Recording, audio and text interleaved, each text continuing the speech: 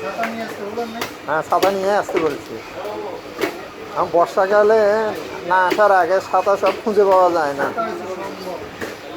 মানে খুঁজে পাওয়া যায় না। বর্ষা জোরে আসলে সব ছাতা খুঁজে পাই, কোথায় কোন চিপায় ফেলাই রাখছি।